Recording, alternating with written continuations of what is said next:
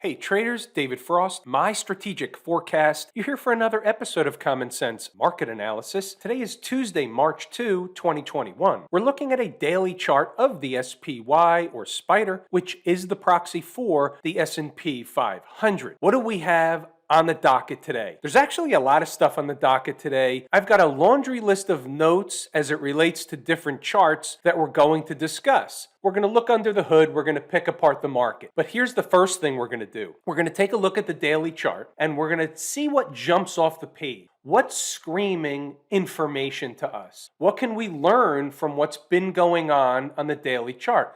That's an exercise we have to do every single day, not just on the daily chart, but on all the time frames we always look at. We look at the chart and we look at it periodically throughout the day, or we look at it at the end of the day. It doesn't really matter. It's whatever floats your boat. But at the end of the day, what we want to do is see what we can learn from the price action the market did, and it does different stuff on different charts to a different magnitude. It looks different on a 5-minute chart than it does on a 2-hour chart. Of course, there's different amount of data in each candle. The shorter stuff gets magnified. The longer stuff, or the longer, larger time frames, isn't as magnified. The moves don't appear as dramatic. That's why, and I always say this, when I find that traders, they tell me, hey, what do you think about this 1-minute chart or 3-minute chart? And what I normally tell them is there's too little data on each of those candles, or not enough data on each of those candles. The charts are very fast. It gives you a false sense of what's actually happening. Sometimes it plays games with your emotions. You know what it is? It's kind of like a circle jerk. You think the market's moving big in one direction or another, you flip over to a 15 or a 30-minute chart or an hourly chart, and then you realize, wait a minute, price just moved like 50 cents. Nothing's happening. Yet the person on the 1-minute chart might have got whipped in and out of the trade 4 times. I digress. All right, back to the daily chart. They gave up once again the 20-period moving average. Is that important? Well, it has some importance, but it has less importance as time goes on. Why is that? Well, above all the moving averages, the trend is your friend, yada, yada, yada. But here's the thing. How strong at present is the 20-period moving average? How resistant or supportive to price is it going to be? Well, they've been back and forth through the 20-period moving average over the last several days a few times. When that happens, it diminishes the importance of either said support level, resistance price, or moving average, are all one and the same. So on one hand, the trend is your friend until she dumps you. Now they've given up the 20-period moving average on close today. Now they did it at the end of the day, so that does count for something. So since we're having that discussion, let's take a look at a shorter time frame. About a 10-minute chart today. You can see the last 10 minutes of the trading day, they ran down to close below the 20-period moving average. Let's see exactly what price that was. 388.10. How ironic. I didn't even know that until this moment. How ironic. There's no accidents. There are no coincidences. Why do I say that? Well, because 388 is important. It was important. It was a focal point for the day. We'll come back to that later. Now that we're semi-focused on 388, which even though I just said we'll come back to it later, now still counts as later. You can see what was going on into the end of the day. Each candle, as they dripped lower, tried to recapture or at least get back above 388. Neither or none of these three could do it. And then the last 10 minutes of the day, they killed them into the close. What else is going on the daily chart? Well, we know from yesterday that they ran up to run a test in the vicinity or neighborhood of the breakdown candle high. They didn't quite get to the high, but they got close enough. They didn't make a new high today and finished poorly on the day. So right out of the chute, that's negative information for the market.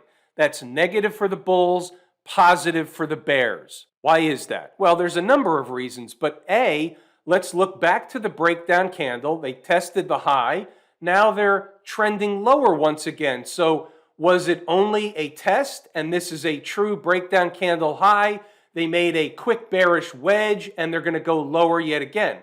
Is that on or off the table? It's absolutely on the table until and unless they close a day above the high of that breakdown candle. They haven't done that, so it is on the table. What else you got on the daily chart? You have a series of lower highs. That's more information. Now, also, in addition to the fact that you have lower highs, you also have a trend line that if they began or if they begin to push above this trend line, they'll retest the highs and potentially go higher. So there's a two-thing going on. There's a two-sided coin here. You've got a series of lower highs, but in the big scheme of things, from a daily chart, even though we just gave up the 20 once again, from a longer-term perspective, weekly chart, you're still in an uptrend. The trend is your friend until she dumps you, but also it's the dominant thing. So if you had two things and one was way more dominant than the other, you have to give the nod to the dominant thing. It's kind of like tie goes to the runner in baseball, but that's not true either because there's technically no such thing as a tie. In theory, and this is where the human element comes in baseball, you give the deal, whether it's to the runner or whether it's to the defensive play, you give the deal to the better play. If in fact you're playing umpire and it appears that there's a tie and there's no way you can tell who beat who, you give the deal to the better play. If there was a diving stop and a great throw and it's a bang-bang play, you give it to the defense. If the guy running out of the box was Charlie Hustle and he beat out what would normally be an out and turned it into a base hit, you give it to him. If you're in the major leagues, you have instant replay. If you're in little league and high school, you give it to who you want. I digress again. All right, let's switch gears, go to inside the numbers. Here's the pre-market commentary. Just a reminder, right out of the chute, first thing AM, 0 dark 30. It's turnaround Tuesday. Big up day yesterday. Today was a pullback. Today was a retracement. Today was a down day. All those three things are the same. Normal garden variety stuff. Let's see what we've got in the early thoughts. In concert with yesterday, and this is in the pre-market, as they started trading in the pre-market, or not started, as I started watching them in the morning, they started getting stronger and stronger as the opening bell got closer and closer. Well, guess what? Generally speaking, and we're using the 80-20 rule, 80% of the time, the same thing happens over and over again. 20% of the time, something different is going on. Well, using the 80-20 rule, that generally tells you that they're headed for a destination not yet reached. So what we want to do first thing in the morning is identify what the early signs are. What does it look like they're doing? If they're doing that, what is the possible destination? And if they're not doing that, where do they get into trouble? That's really the checklist going into 0 dark 30. They never did stage the rally. They never did get above yesterday's high, so we don't have to worry about the 292 and change and that stuff. But that's what the target would have been had they started pushing higher above other numbers that you'll see cited throughout, inside the numbers, throughout the commentary. Let's move along. We're going to circle back to stocks on the move. You let them go for a while after the opening bell. You have to let them open the day. You've got to let them provide some semblance of a storyline, something we can sink our teeth into and or hang our hat on. What's a really important spot on the board? 390.50. Why is that important? Because that, to me, was the gateway that opens the door to 392 and change. And you get up there and you start pushing near the old highs. Things change. In fact, they never really did get up to 390.50. They just pushed into 390 point something, and that was it for the day. They tried to rally a few times, just kept coming up short. And then, as a result of that, what do you have? You have lower highs. Lower highs are bearish. Let's move along, see what else we've got up on the board. 389 is going to be important. You're going to see it over and over again. 388 is important. You're going to see it over and over again. 388.50 was from yesterday, still played a role. If you're going to be active in these markets, you need to know your numbers.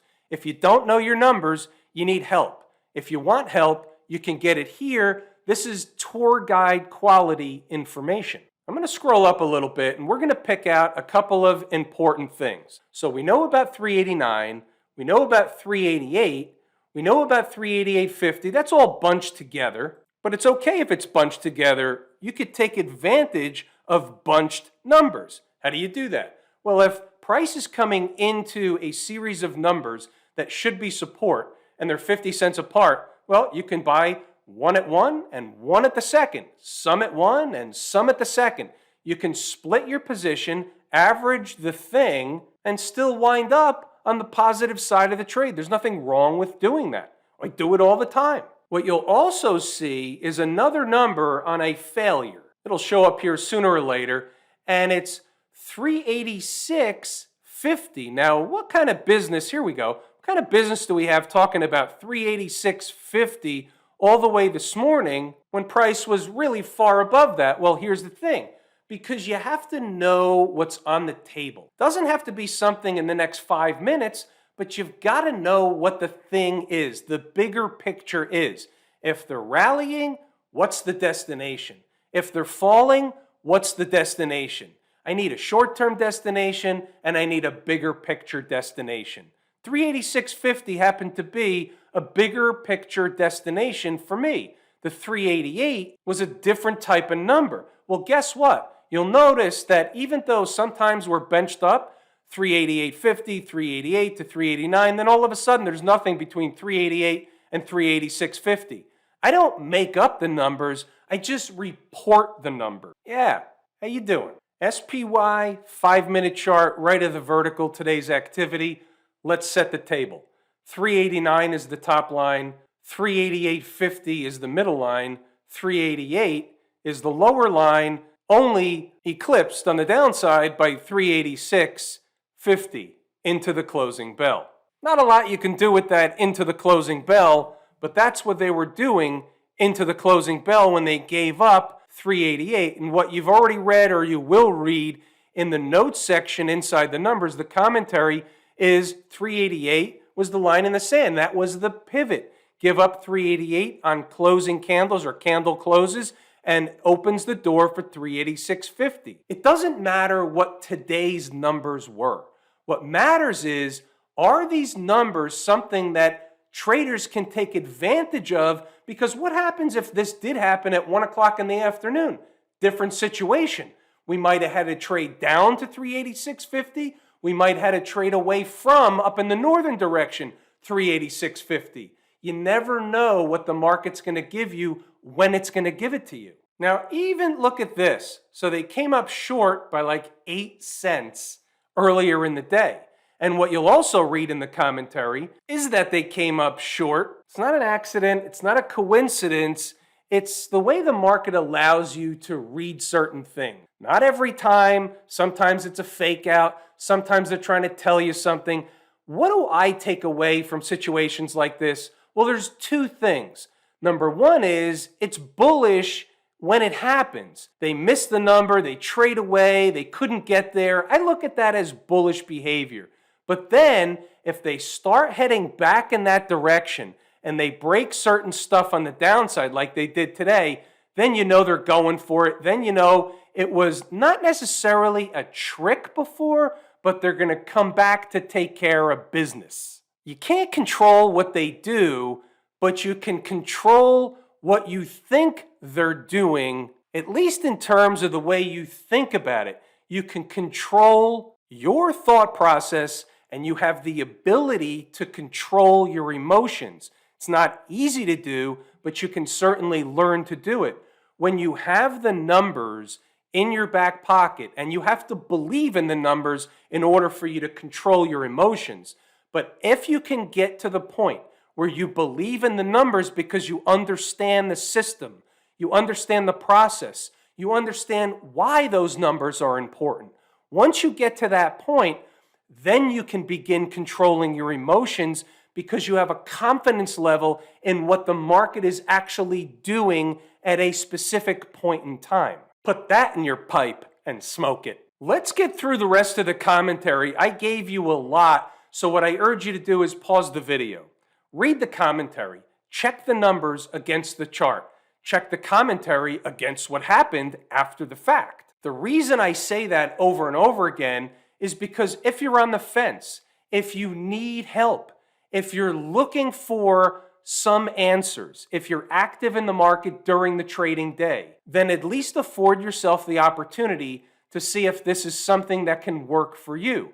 If not, fair enough. One thing I can say is that you should be learning at minimum of a small bucket full of information each and every day if you're inside the numbers. Sometimes you may not even realize what you're learning. It's like a full stack. The information stacks upon itself, and then all of a sudden it becomes more meaningful and more meaningful over time as you continue to stack the information on top of information, all of which you didn't have before. We'll take a look at stocks on the move. IGT, jump the target. We'll look at the chart. Switch, SWCH, FGENINSG. Whoever heard of these names? Whoever heard of these companies, these symbols? Other than IGT and TCON and WMB. What I really meant was, whoever heard of those last two? A lot of emails on this one today. FGEN, 3588, entry number 1. Entry number 2, 3365, they came up short. So here's the situation. This is the low of 3384, and then they start going sideways. So the emails start to roll in about, hey, looks like they're making a bearish pattern, they're going to go lower. Okay, fair enough. I understand why those emails come in. So rather than answer them each individually with the same thing over and over again, I thought I would address it tonight because they're actually rational, good questions at the right time with the right look. I mean, here's a 15-minute chart, for example. So you can see this is a bearish pattern in the making. But why does it fail? Why didn't it work? Well, here's the way I look at that. And again, you're inside my head, so put on the galoshes. The market, or in this case, the stock, FGEN, think about this for a minute. So it was down 25-30%. So it was headed for a destination. It found the destination. We know that. We see that. And then one of two things will happen at the destination. Either they're going to hang around for a cup of coffee, which looked apparent, or they're going to turn around and go back in the other direction. But what about the middle ground? What about time? And this is where you have to understand that time is more important than price. Some of these things turn around on a dime. Some of them take time. Here's a picture of an hourly chart. It just takes time. You don't know which one it's going to be. That's the challenge of the trade.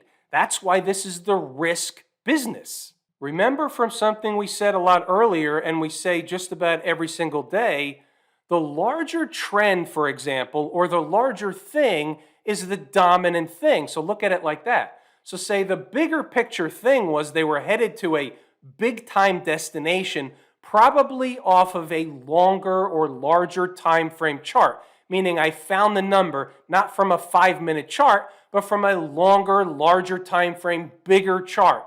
It was a bigger thing going on. It wasn't a 5-minute chart. It wasn't an hourly chart. They were falling 25 or 30%.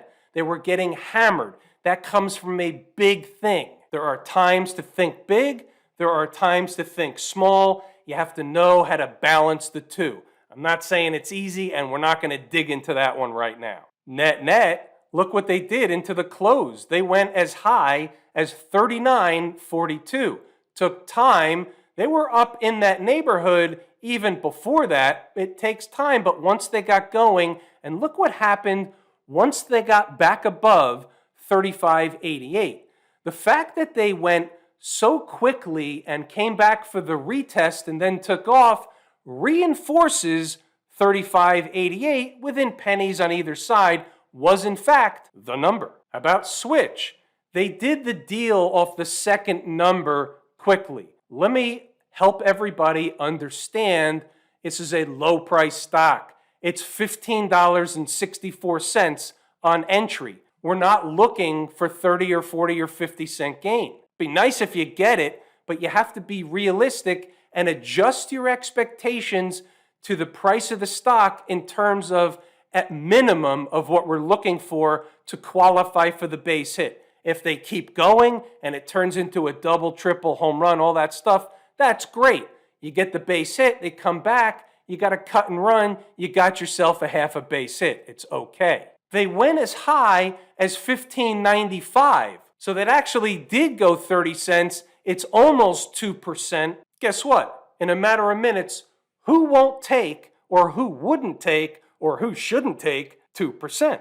INSG up on the board bright and early, $11.76, 951.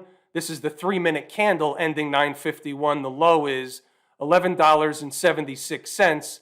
The next candle makes a high of $12.17. Same thing, it's a low price stock. It's a teenager. You're happy with that gain. You have to be able to put some profit in your pocket when they pop like that quickly. 35 cents off of $11.76 entry, you have to take that. How about IGT, Heartbreak Hotel? Let me set the table. 1806 was entry number 1. It melts down right by the opening bell. They open 1781, rip it higher immediately for a rocket ride. You know 1806, give or take a penny or so on either side, is important. Why? They come back for the retest, making a low of 1808. Again, reinforcing the importance of that spot. Heartbreak Hotel. What about Camp IWM? Same routine that we just discussed in the SPY chart. Same thing found here. They just gave up again the 20-period moving average. Are they headed down to fill this gap and or lower? Yeah, probably. We have to be the umpire calling balls and strikes. You have to understand that this is still intact, this is still possible, and they could still have another rally. What happens if they fill this gap, stay in this bullish, flaggish kind of formation, and then shoot to the upside? That is absolutely 110% possible. It's an awareness. Start closing candles or closing the day below that gap, something else is probably going on. Ricochet off that gap, heading back higher, watch out. I'm not saying that is going to happen. We're looking at this chart different than any other chart. Why is that? Because we treat and look at each individual chart independent of one another. This is its own market. We're doing the analysis on the IWM daily chart, period, full stop. What else we got on the daily chart? Same breakdown candle. So what they do, they went to run a test to the top. Now they're coming back down. So we still have the same concept, lower highs. At times when you talk about these daily charts, it's like a two-headed coin.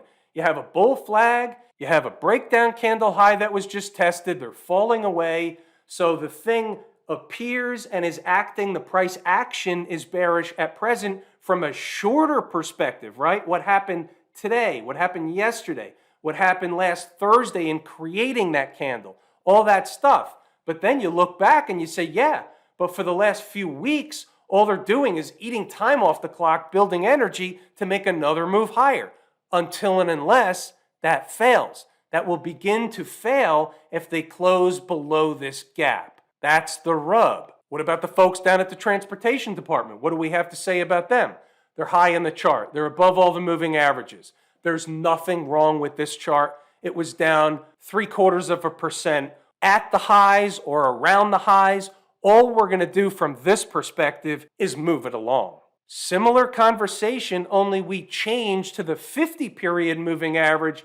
And when I mean similar, I mean to the SPY and to the IWM. And by the way, we should make mention that the IWM is my favorite market leading indicator and did lead as pitted against or compared to the other major indices. Has to be a puzzle piece, has to be on the table. Qs finished on the lows, heading for this gap, same routine. We can look at this one differently though. Now we just outlined the IWM chart and we did one of these, right? So here's an up move, that's a flagpole, and here's a flag. And the flags break to the upside, right? We know about all that. But what about this one? This is totally different. This flag is flipped upside down. How could that be? Something is amiss. One of these indices will turn around and catch up to the other. Why? Because we have diverging things. They won't stay diverging for very long. Put that on a sticky note. How about the XLF? Now we have something here that we don't have on the other charts. From last week, we have a reversal candle from making a new high, finishing near the lows. We have yet to eclipse or even run a test of the high of that reversal / breakdown candle. So that's interesting. It's of note, but they're high on the chart. They're above all the moving averages. The trend is the dominant thing. The shorter thing, the smaller thing, is the reversal candle from last week. Get above the reversal candle, and the reversal candle didn't matter. It wasn't a reversal candle. If you stay below that, it does matter. So therefore, can a trader trade short against the high of that candle? And the answer is yes. What candle am I discussing? This one here from the 25th of February. You can be short. They close the day above that high. You cut and run and the trade was wrong. That's the way you do it. That's how you lose small and fast if you have to lose at all. Look at the high. It was 33.84. What's current price? 33.20. You're in the risk business. How about smash mouth? Now, smash mouth is a pretty good proxy for the tech sector as a whole. Here it is, giving up again the 20-period moving average like the other indices we talked about before, but here you have similar to the Qs. You have a bearish pattern developing on the daily chart, different than the IWM. So I've got smash mouth with a bearish pattern, the Qs with a bearish pattern. I've got diverging stuff that won't stay diverging for long. It will clear up. Have I told you how much I appreciate each and every one of you? Without you, these videos are not possible. That is true and accurate information. We're going to pull the ripcord here today. I'm David Frost, my strategic forecast. Thanks again for tuning in to another episode of Common Sense Market Analysis.